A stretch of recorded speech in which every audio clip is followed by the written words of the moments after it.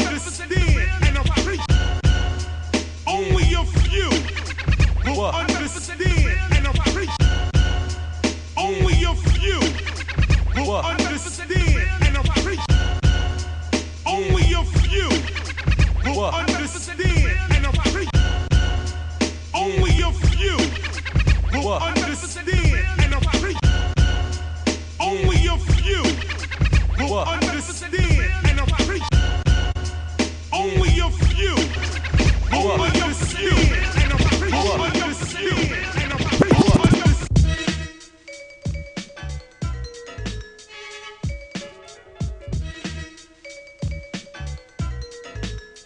Welcome to Why Wait, Educate Now. I'm your girl and your host, Capital A. Thank you for tuning in. You could have been doing anything else with your time, but you chose to rock with us, and I greatly appreciate you. Today, we're going to have special guest, D.H, the hit writer. We're also going to have Burgundy Morgan. She's an entertainment lawyer. And we're going to talk about copyright and co-authorship issues for songwriters, as well as mental illness. We're going to talk about awareness, the effects, and support with D.H. So I want to talk about first the importance of having an entertainment lawyer. You should consult a lawyer if you are asked to sign anything. Too many aspiring creative artists want to get a deal so badly that they will sign almost anything that promises them a chance to do it. Even successful careers have a relatively short lifespan, especially when it comes to careers in music, movie, and television. Therefore, it's important for you to get a maximum return in the good years and not sign away rights to valuable income. Do not rely on anyone else or even your lawyer to tell you what your contract says. Your lawyer will translate the deal for you and explain to you exactly what you're getting into. But you also want to make sure that you read it over yourself. Do not let anyone rush you or pressure you into signing any agreement. There is really no such thing as standard form contract. Any such contract was drafted by the party's attorney to protect the party's interests. So your lawyer can help you negotiate more favorable terms for you. Everyone needs someone to look out for his or her interests. So that is why you need a lawyer. And if you believe in yourself and your talents, then give yourself the benefit of the doubt. Invest in representation and do not sign anything without consulting your lawyer first, making sure that it's the right deal for you. Later in the show, we will be discussing copyright and authorship issues for songwriters with Burgundy Morgan. And now for That's Dope. Flickshop, the leading mobile application platform that keeps users connected to their family members that are incarcerated, has partnered with Grammy-winning recording artist John Legend to ensure that prisoners around the country feel loved during the holiday season. Through this strategic partnership, Flickshop and #FreeAmerica and the musician's multi-year campaign to help eliminate mass incarceration are giving away a free Flickshop credit to users, allowing thousands of families the ability to send a phone and message to their loved ones for the holidays from their smartphone.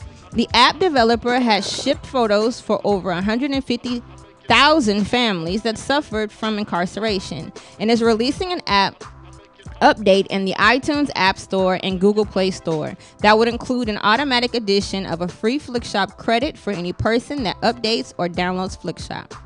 John Legend has become a new face in the battle to end mass incarceration and openly talks about his mother being incarcerated during his teen years and how it was hard for his family during the holidays.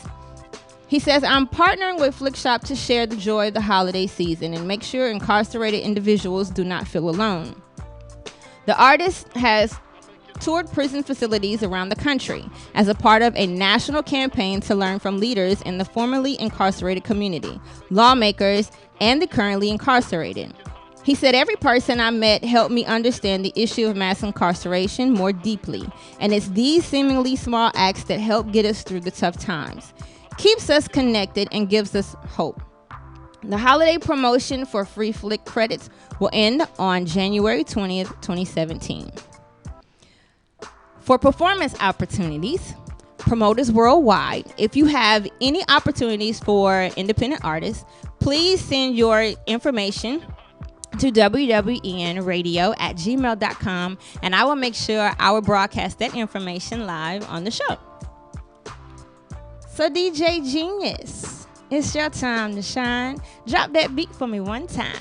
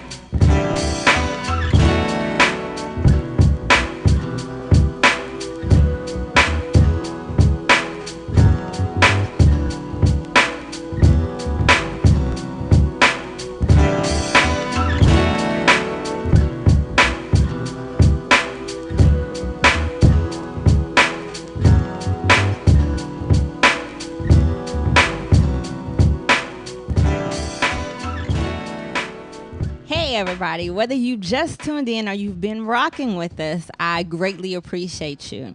And I want to introduce you to our special guest, entertainment lawyer and author, D. Burgundy Morgan. Hello, Burgundy. How are you? Welcome to the show. I'm doing excellent. I know that you are a graduate of Pepperdine University School of Law and a member of State Bar of California, the United States District Court of the Central District of California, and the United States District Court of Michigan, Western Division. What an awesome accomplishment. Thank you. What made you go into law after having a previous career as a professional musician? Oh, well, the two are directly correlated. I was a professional musician, and I had also worked as a record promoter for about 7 years. Okay. And through, that whole process, I got very clear that I love music. It brought me so much joy, but I was also fully aware of the difference between being cannibalized for what you love and actually being able to have a successful career and have fulfillment that comes out of what you love. Mm-hmm. So for me, I always had a knack for the law. I care deeply about people. I care about other musicians. And frankly, I was so tired of... Wow, we lost her. We're going to go into commercial. And when we come back, hopefully we'll get Burgundy back on the line. Yeah.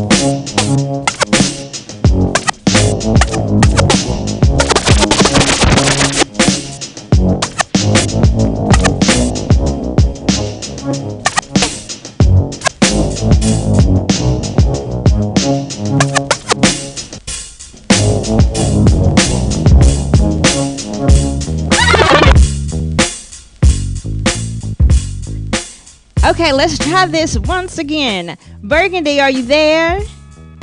Yes, I am back up at the plate. So I apologize to the listeners. And I believe you had asked me what made me decide to go from professional musician to lawyer. Yes. And for me, I was also a record promoter while I was a professional musician. And being inside the music industry, both as a professional and as an artist, I saw a lot of things that concerned me, and I saw a lot of creative types that had an incredible amount of talent, but frankly, they were getting clubbed over the head like baby seals because they didn't understand aspects of music law. Yeah. So that tended to be something I was just very good at. So for me, it was a way to be absolutely connected to music, to not be cannibalized for what I love, and to really help others navigate those treacherous waters. So it was fulfilling on a lot of different levels. But yeah, it really came from a desire to help and to make it better for others so that they didn't have such a challenging time, inside the music industry. Well, that's awesome. Yeah.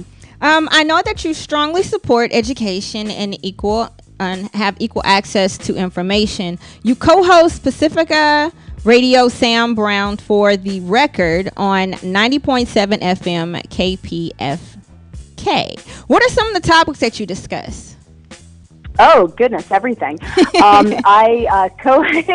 We did so much. But, some of the more compelling issues were all aspects of the entertainment industry. Mm-hmm. And I co-hosted that show for about 12 years. I stopped about 2 years ago. Okay. But it was very, very rewarding. KPFK is public radio, so it's like the NPR of Southern California. Oh, okay. And we covered everything from, music issues and publishing issues and those 360 record deals to African American Stunt Women Association, issues and why in today's day and age where there's still basically white males going through what they call a paint down to then be stunt people when they're, for an African American woman, when there was an African American Stunt Women's Association, and producers and directors could readily pick from that. Yeah. So delving into those issues, education, awareness, it's just something near and dear to my heart because I think we can really make it better. Yes. And in today's day and age, when we have access to so much information, good ideas get to prove themselves to be good ideas. Bad ideas get to prove themselves to be bad ideas. Right. And I think information education is absolutely a key part of that. Okay. Well, I will have to tune in and check out that show because it sounds like a lot of great information that we need to know about. Yeah, KPFK is also available online, and I'm happy to send you the information. Okay, I look forward to it. I know that you are also a lecturer as an adjunct professor at Musicians Institute. What subjects are in the curriculum? Many. Music Law 1, Music Law 2, an introduction to the music industry. Right. We dealt with owning and operating a music business. Right. So these are all courses that were really designed to help musicians understand and be able to, at the very least, have an educated conversation with their accountants and attorneys and get their businesses off the ground. Right. So what a lot of new musicians don't know are things like tax write-offs because they really are their own business. Right. So they'll be spending exorbitant amounts of money in the year going, well, until I actually earn income, I just have to work my regular day job and then pay out of pocket without understanding that new businesses can still get business deductions. So they lose out on the write-offs. It actually costs them in the long run because they didn't take advantage of some benefits that were always there that they were just unaware of. So that kind of sharing, co-authorship issues, songwriters. Right. So often people are like, well, I wrote the song and I brought it to my friend and, they played drums on it, so we own it together, right? And just sorting through those things, going, not necessarily. The song is one aspect of copyright. The recording of the song is another aspect of copyright. Right. And really helping them understand that so that they can make good choices for themselves. And in my opinion, knowing what your rights are isn't something that separates us. In fact, it's one of those things that really preserves relationships because everybody's on the same page, right. They're educated, and they can create deals that are fair for both sides, not just fair for one, because that's a bad deal, right? Exactly. Somebody else is walking away being cheated, not a good deal in my book. Fair for both sides, Okay, so I mean, I took the class with, I didn't have the pleasure of having you as an instructor, but I had Robert Nathan, and I learned a lot, not just from the standpoint of the artist, but also possibly a manager or any other entrepreneur that would work with an artist. I learned a lot from that class, and that's part of the reason why I have the show, so that I can share the information that I learned. So pretty cool. Great. Yeah, good for you. Kudos. Thank you. Kids grow up so fast. I know, right? Let's talk about that, because I just talked about Robert Nathan. I know you also co-authored the book, But Where Do I Sign, Volume 1. Can you share a little bit about what that book, what information is in that book that everybody should know about? Yeah, the book itself is really designed for music industry professionals and students that plan on a career in the music industry, and it covers all the nuts and bolts from understanding the law of contracts to the law of copyright, which of course directly impacts music, to also things like publicity rights, which are your name and likeness. So if you see like a celebrity image or posters or merchandise that have a celebrity's image on it, that's covered in the book as well. Right. And additionally, things like trademark issues, which would be things like band names, or if you have a production company or production company name. Right. And it's a very, very good basis. My favorite part of the book, however, is the last section of it, and it's a pretty voluminous book. But we have a checklist on music industry contract clauses and provisions, literally from A to Z. So even to this day, I go through a checklist in my own head when I'm negotiating a contract, because sometimes it's not just about what's in the contract that you're negotiating, but what's not in there that maybe was inadvertently left out or intentionally left out by the other side that you want included. Right. So, so I'm a big fan of checklists. So if you go right down the checklist of all of the contract clauses that are available, you can say, yes, we need this, or no, that's not applicable. But at least you won't inadvertently miss something important. So that's in the book as well. Well, hey, for the listeners and the viewers, please check out the book if you're interested in furthering your career in the music industry. It'll definitely help. How do you determine songwriter splits between co-writers? Excellent question. So the most truthful answer is any way that's acceptable to both co-writers.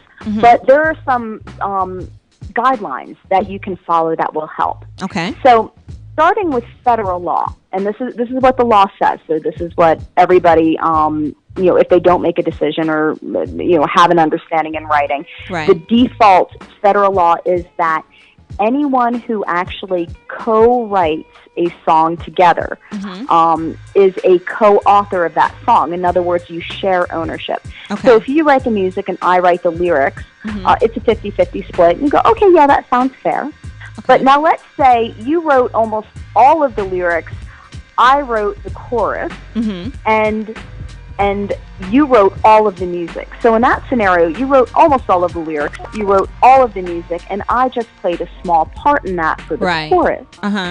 If we don't have an agreement between us that's in assigned writing, and we can't come to an agreement, we're now in a fight over it, then the law says, you know what, we're not going to make that value judgment.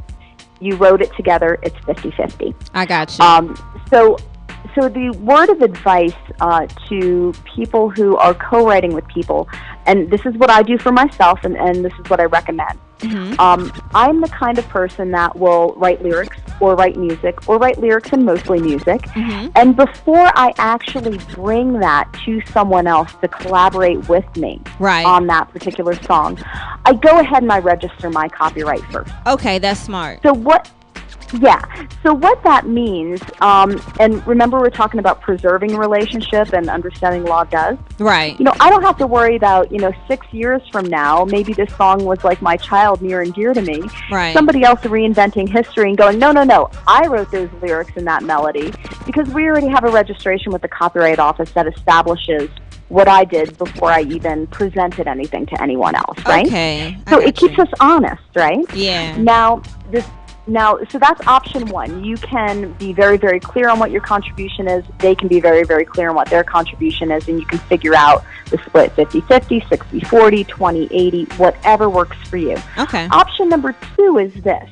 Mm-hmm. If you are a band that, your way of songwriting isn't, hey, Joe or Jill came in with a song and then the rest of the band worked on it. Right. If it's the alternative of that, which is we got together and started jamming, and out of that jam session came this song, and there were four of us. Right. Then some bands say, you know what, it's just an even split across the board. Even if Bobby, who was on drums, didn't add much, it was, part of that groove that they did that really influenced us. Mm-hmm.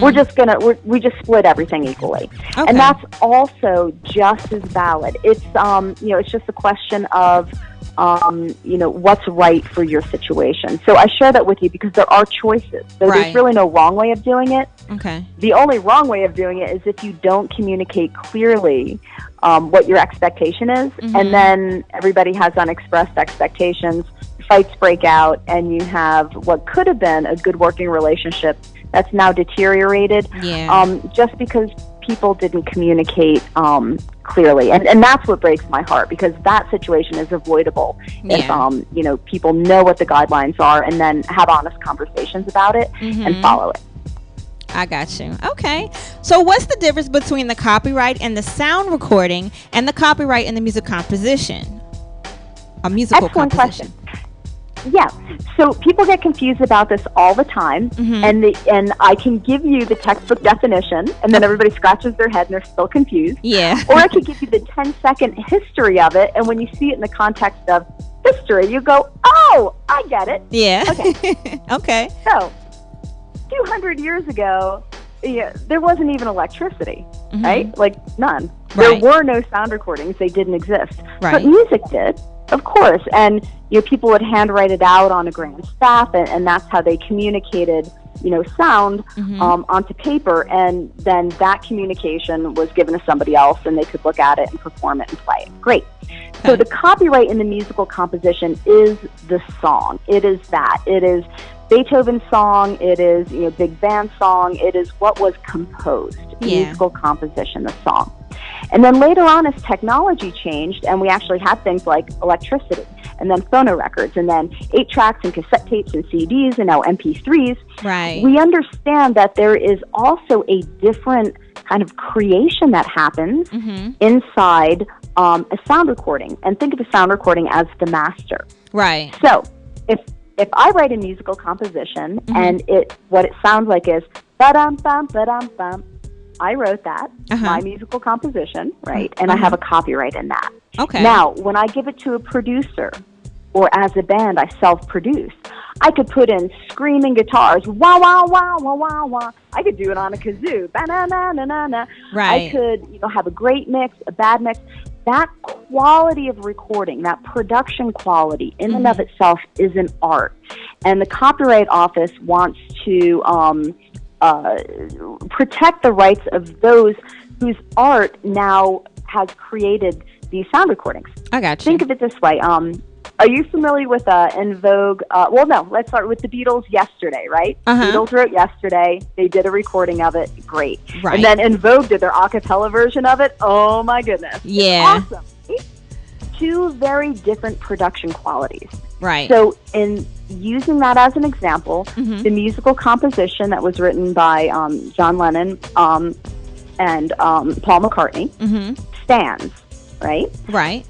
But the sound recording that was recorded by record label A on behalf of the Beatles is owned by record label A. Right. Record label B, who I think it was Capital, who did En Vogue, is now the owner of that other sound recording. Okay. And in modern times, because everybody has Pro Tools on their computers, if you are your own producer and paying for your own recordings, you own your own sound recordings.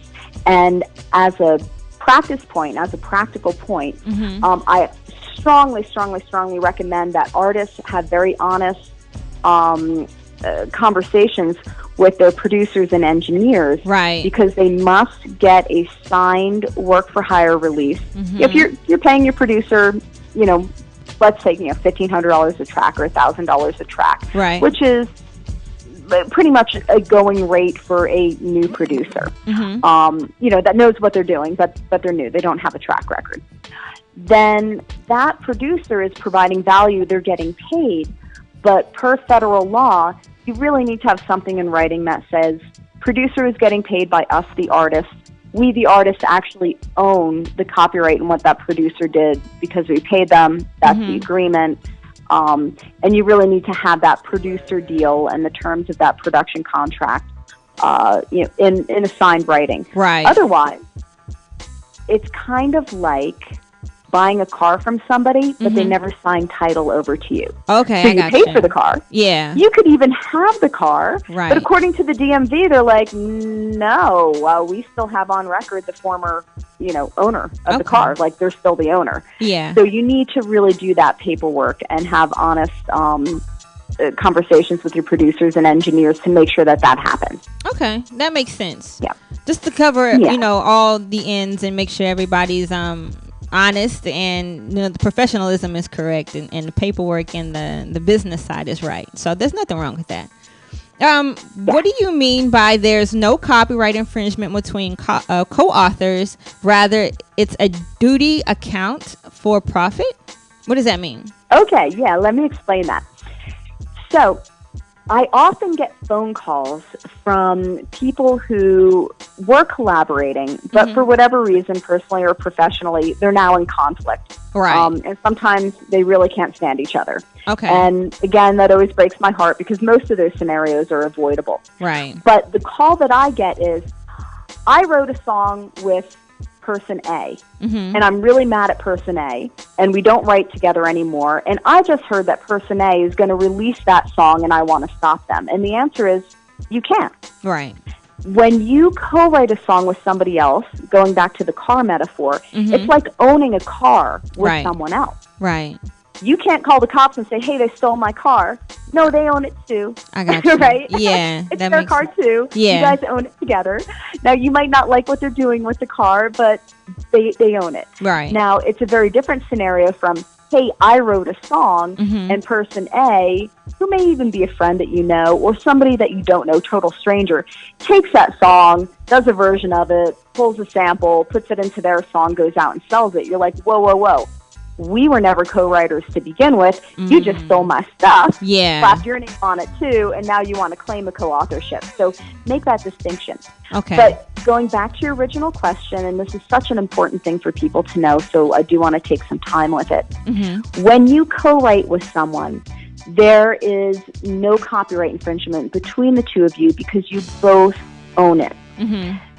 So if I sell a song and let's say I am able to license it to film or television, and they give me a $2,500 licensing fee.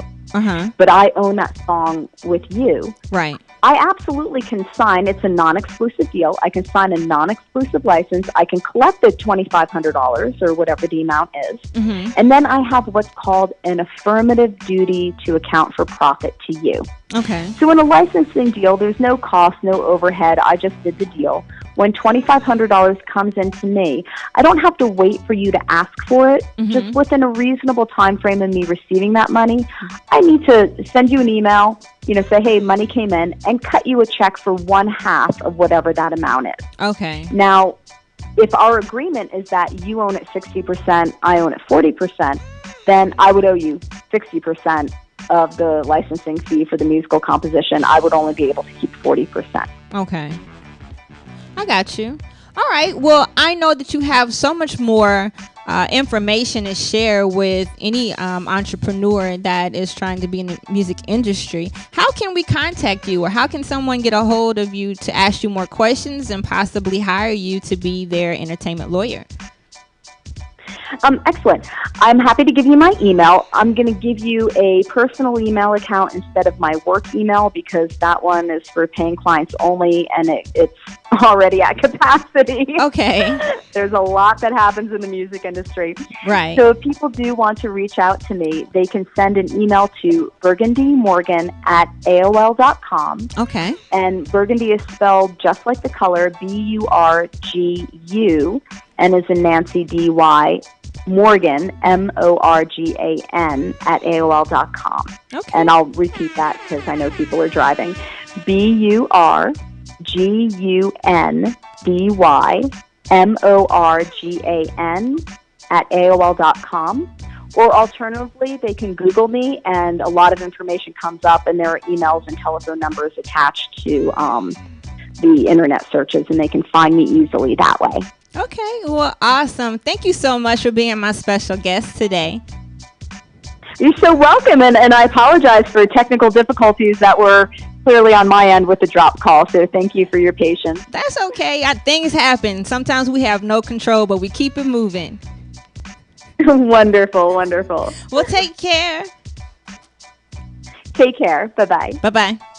All right, we're going to go into commercial, and when we come back, we will discuss mental illness, awareness, the effects and support, and I will introduce you to the lyricist, the singer, songwriter, host, D.H., the hit writer. I'll see you soon.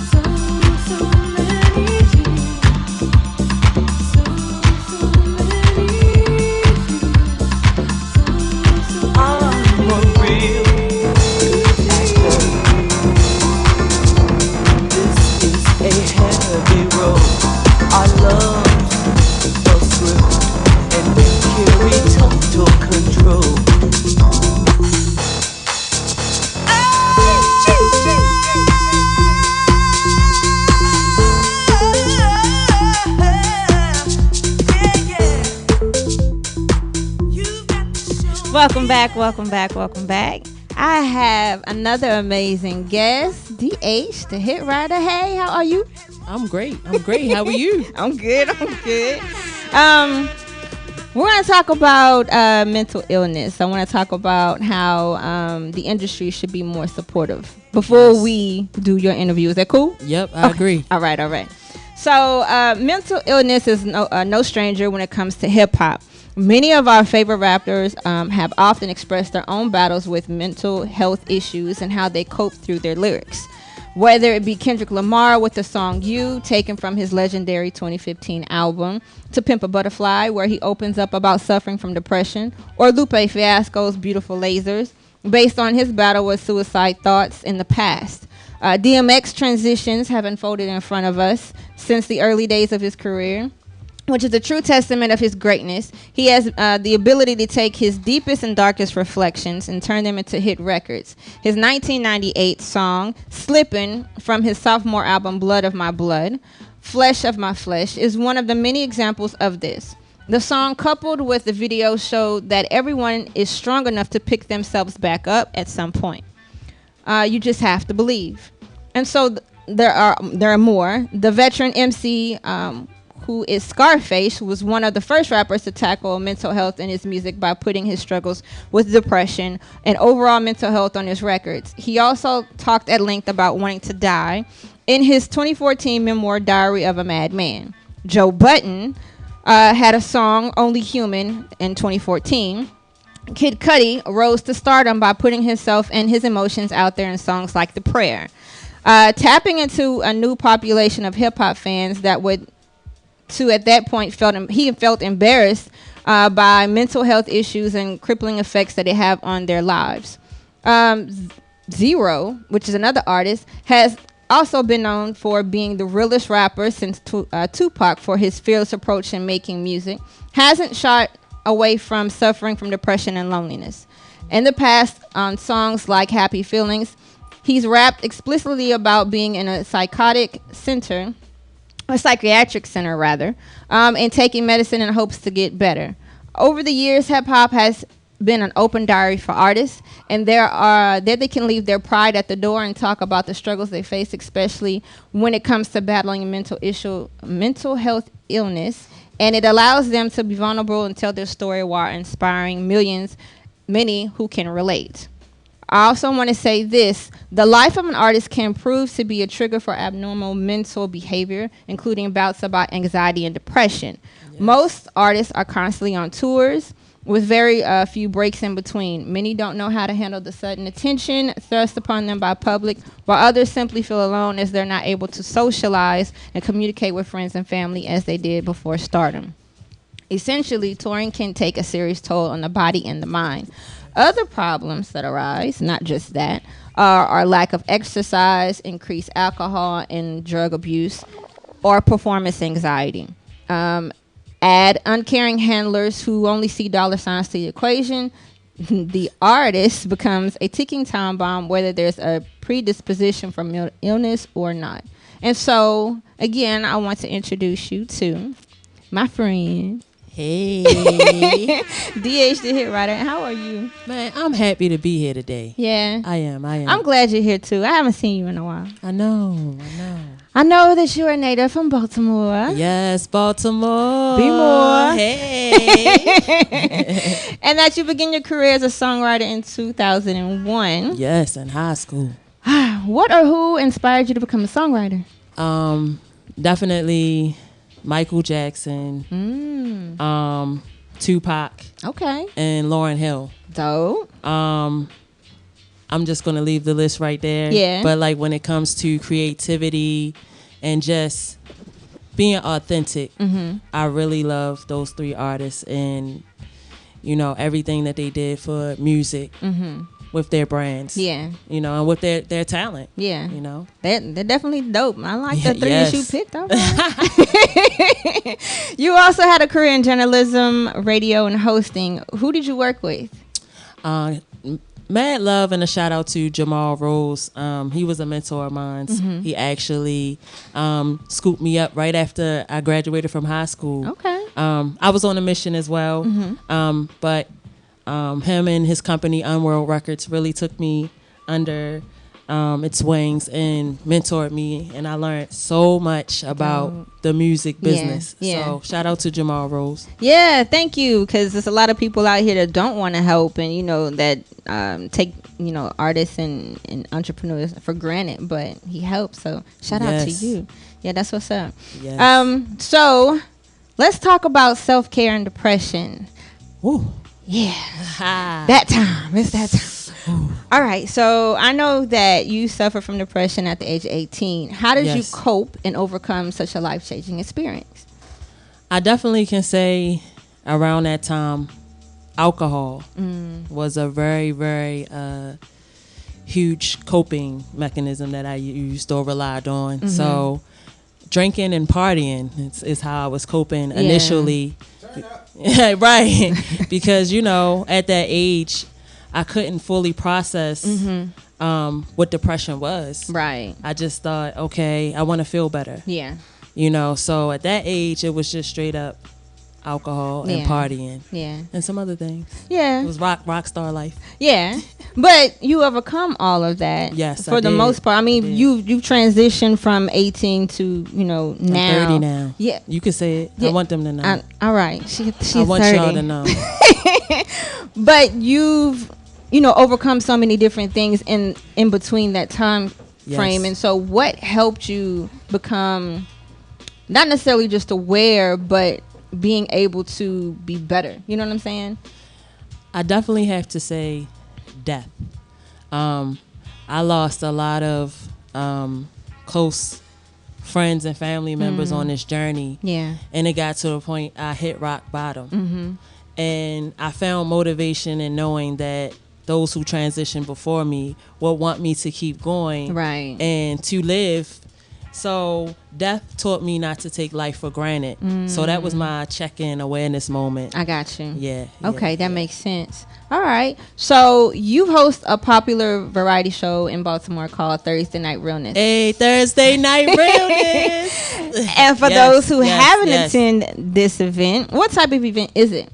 Like I said, it's a variety show. We have comedians come through. Definitely a lot of poets, hip hop artists, dancers. Okay. We do it once a month, every second Thursday. We have a new location, DDL Lounge in Baltimore. Yes. We also have vendors. So this event is all about the arts community and us supporting each other. We're always talking about finances and, supporting black businesses. Right. So a lot of black artists and black owned vendors come through, and we all, I'm talking about the audience to the artists and the vendors, we all just have a great time and we support each other, and it's all love. Dope. Yes. I love that. That's what it's about. Yes. I know that you are also a co-founder of Hill Baltimore and Creativity Conscious. Creativity and Conscious Sipping. Yes. I'm gonna help you with that. Yeah. Because I was trying to get it out and it wasn't coming together. But yeah, tell us some more about those organizations. Man, Hill Baltimore. Shout out to Tanisha Jackson, Aisha Jackson, Mahogany Mercer, who's sitting over there, and we just added a new member, Joy. So Hill Baltimore, basically, we put on the events. So we started out with Thursday Night Realness, and then with CCS, we actually, I had to look at her we actually, I feel like Hill Baltimore and Thursday Night Realness, we branched off to Creativity and Conscious Sipping. I got you. We do mobile paint and sips for the DMV area and a little beyond. And we also put together some dope creative events. Yeah. We had an event that focused solely on poetry, and we actually brought together poets from Baltimore and Philly. Okay. So it was really dope. Yes. Where can we check that out? Is it on we are YouTube? We are on Facebook right now. Okay. Hill Baltimore is on Facebook. Check it out. Like that page, and Creativity and Conscious Sipping. Yes. Yes. You're missing out if you know nothing about it. I'm just saying. Yes. I think it's pretty dope that you are using your platform to give back and inspire and motivate others to follow their dreams. Yes. Thank y'all. We're gonna go to commercial. You're welcome. And when we come back, we'll have a live performance by D.H. the Hit Rider. Hey. So stay tuned.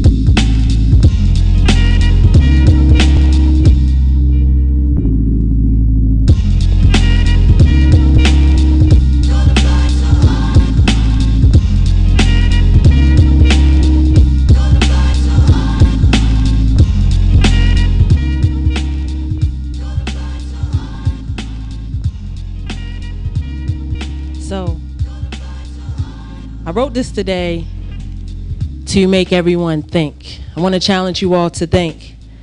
It's called Check Yourself, Find Yourself, Free Yourself. I feel like we've had a healthy conversation about mental health, self-care, and how important they are. So right now, I need you to check in with yourself.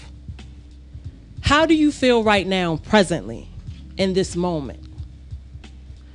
Overall, how are you feeling about yourself and your life? How is your energy? Are you giving off positive or negative vibes? What are you attracting? Are most of your experiences good or bad? Are you in healthy relationships? Not just intimate relationships, okay? This also applies to friendships, family, and your coworkers. So again, are you in healthy relationships? Are you balanced? Are you anxious? Are you living in fear? Are you stressed? What are you giving your energy to? Do these things make you feel good, or do they make you feel bad? Are you even aware of how you really feel? Or are most of your beliefs influenced by society? Ask yourself that, because a lot of us get caught up in what's going on around us, okay? Who are you, and what is your purpose? So many of us have been so busy looking outward, bashing and blaming others, that we forgot to look within. Be mindful of your actions. Are you helping people or hurting people? Have you been taking care of your whole self? Are you in tune with your physical, mental, and spiritual self? Are you holding yourself and others accountable? I'll end with this. Let go of things that no longer serve you.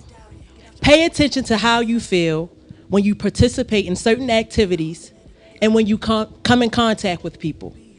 Be honest with yourself. Take the next step and get the help that you need. Remember, your walk will naturally inspire others. So instead of focusing on what others are doing, give your all to yourself. Lead by example. So many of our younger adults and youth need a positive example to follow. Can they look at you? Can you look at you? Do the work within, and you will feel and see the results. Trust me. I spent most of my life stressing and focusing on negative things. Life was very dark for me. It was like a never-ending spiral down a pitch-black hole. Until one day, I decided to wake up and check in to change. So I had to find myself. Self-care and self-love became an everyday thing. I had to undo all of the teachings that no longer applied to the life that I now wanted. I had to stop trying to live for others and please them. I had to rid myself of other people's expectations of me. I freed myself. I no longer cared about what others thought or felt. I had to live for me. So today I encourage you to do the same, and I will end with this.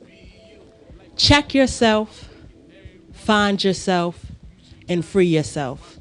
Because awareness is the first step towards change. All right.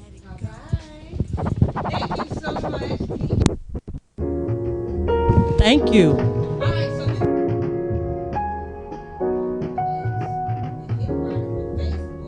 On Twitter, it's DH_the hit writer. And for the website, it's the DH Experience. Is that .com? Just hashtag the DH Experience. Okay, hashtag the DH Experience. And you can also follow DH on Facebook, DH the hit writer. And Twitter is DH_the hit writer. Yes. So I want to make sure that you know that it's spelled right. It's DAHITWRYTER. That's how you spell it. Hey. All right. So for the people that were listening today and that really are seeking help when it comes to mental awareness, you can contact these sites or these numbers for more help. It's the Emergency Medical Services, which is 911, National Suicide Prevention Lifeline, which is 1-800-273-TALK, or live online chat, and HSA Treatment Referral Helpline is 1-877-726-4727. Thank you to the Burgundy Morgan D.H. for being my special guest. DJ Gneous, I greatly appreciate you for keeping the listeners entertained. You can follow them on Facebook, Instagram, and Twitter. You can check out DH, not just DH, but you can check out DJ Gneous Show on Gneous Music Radio Mondays, Wednesdays, Thursdays from 12 p.m. to 1 p.m. Eastern. You can check him out also on Fridays from 4 p.m. to 6 p.m. Eastern. You can follow the show on Facebook at WWN Radio, and Instagram and Twitter, it's at WWN Radio 924. Want to preview the previous episodes of Wwen Educate Now? You can go to WWEN 924 or WWN Radio 924 at blogspot.com. Thank you to all my listeners across the globe. I greatly appreciate you. Also, want to let you know that next week's show is going to be Grammy Foundation's Executive Education Director, David Shears. We'll discuss the Grammy Foundation, Grammy U, and Grammys in School. I appreciate you so much for tuning in. And until next time, peace. Be free, be free, free. Open up, open up.